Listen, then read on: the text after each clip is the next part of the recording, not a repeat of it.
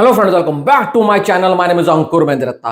दोस्तों, बात करते हैं सबसे ताकतवर, सबसे भरोसेमंद, सबसे पावरफुल और सबसे दमदार मास हीरो यानी कि सनी देओल साहब। पिछले अगर तुम मैं बोलूं 40-50 साल का इतिहास उठाओ ना, तो कुछ ही ऐसे मास एक्टर आए हैं जो भाई से जब स्क्रीन के ऊपर एक्शन फिल्म करते हैं ना और मास डायलॉग्स बोलते हैं ना, तो थिएटर में सीटियां और तालियां बजती बजती हैं। मुझे नहीं याद कि बच्चन साहब के बाद वो जो एंग्री यंग मैन का उनको खिताब मिला था, उसके बाद कोई ऐसा एक्टर आया हो जो अपनी मास एक्टिंग के दम पर ना थिएटर फाड़ने का ना भाई साहब दम रखता था। एक ही बंदा है, सनी देओल।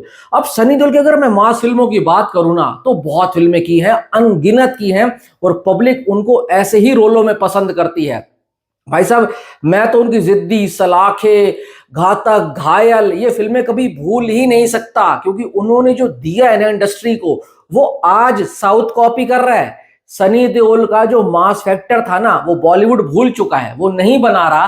पर आज भी अगर आप देखो, अल्लू अर्जुन ले लो, तुम महेश बाबू ले लो, तुम प्रभास की एक्शन फिल्में ले लो, वो कई बार प्रशांत नील अपने इंटरव्यू में बोल चुके हैं, हम अमिताभ बच्चन साहब की बॉलीवुड की पुरानी पुरानी फिल्में देखकर बड़े हुए हैं। और आज अगर आप उनके कैरेक्टर्स में देखो ना, वो मास फील आता है हमारे पास। यानी कि बॉलीवुड के पास एक से एक मास एक्टर है, पर सबसे दमदार जो एक्टर है ना, बच्चन साहब जब से फिल्में करना थोड़ा कम किया है, मतलब उनकी एज हो गई है, अब वो फिल्में नहीं कर सकते, तो एक सनी देओल ही ऐसा एक्टर था और है जो इस जॉनर को सबसे ऊपर लेकर जा सकता था। अगर आप बात करो साउथ की फिल्मों का ट्रेंड जब से बॉलीवुड के अंदर आया है ना, तो अगर बॉलीवुड इस चीज का फायदा उठाना चाहता और इस एक्टर को सही तरीके से प्रेजेंट करता ना, तो आज इंडस्ट्री को ही अकेले दम पर लेकर चल रहा होता।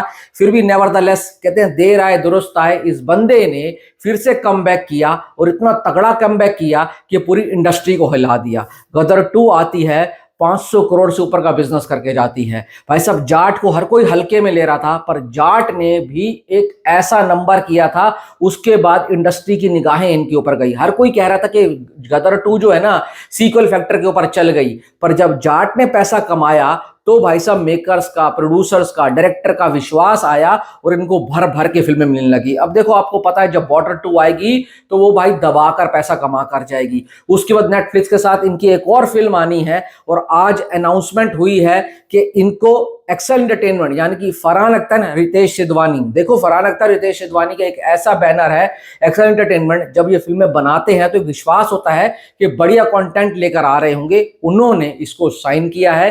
कोई बालाजी करके डायरेक्टर हैं, तमिल में बहुत सी फिल्मों में एडी रह चुके हैं, यानी कि असिस्टेंट डायरेक्टर रह चुके हैं। उनकी पहली डेब्यूटांट फिल्म होगी, जो कि सनी देओल के साथ एक full on big action mass thriller film करने वाले हैं। एक अच्छे स्केल पर, बड़े स्केल पर, बड़े बजट के साथ बनाई जा रही है।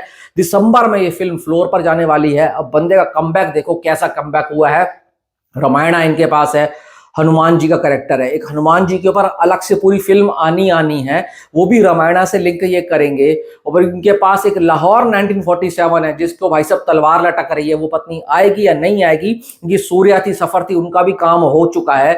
मुश्किल है उन फिल्मों का आना। लाहौर आ सकती है अगर वो आमिर खान चाहेंगे तो, पर अभी जो इस बंदे का दौर चल रहा है वो बहुत बढ़िया चल रहा है। वो दौर, वो मास दौर वापिस आ चुका है। अब देखते हैं कितनी जल्दी फिल्म फ्लोर पर जाती है और कब तक आती है। मुझे नहीं लगता 2026 में आएगी, क्योंकि 2026 में कोई ढंग का स्लॉट बचा ही नहीं है। 27 में आए कोई दिक्कत नहीं है, पर सनी देओल इस वक्त के ऊपर अच्छा खासा कमबैक कर चुका है। 60 से 65 साल की उम्र के पड़ाव में अगर आपके पास 4-5 फिल्में बड़ी बड़ी हैं, तो समझो इंडस्ट्री भी आपके लिए एक्साइटेड है, आपकी जनता भी आपके लिए एक्साइटेड है। और भाई साहब, आने वाले वक्त के ऊपर अगर ये फिल्में चल गई ना, तो फिर और फिल्में मिलना जायज है। बाकी आपकी क्या राय जरूर बताना। Thanks for watching.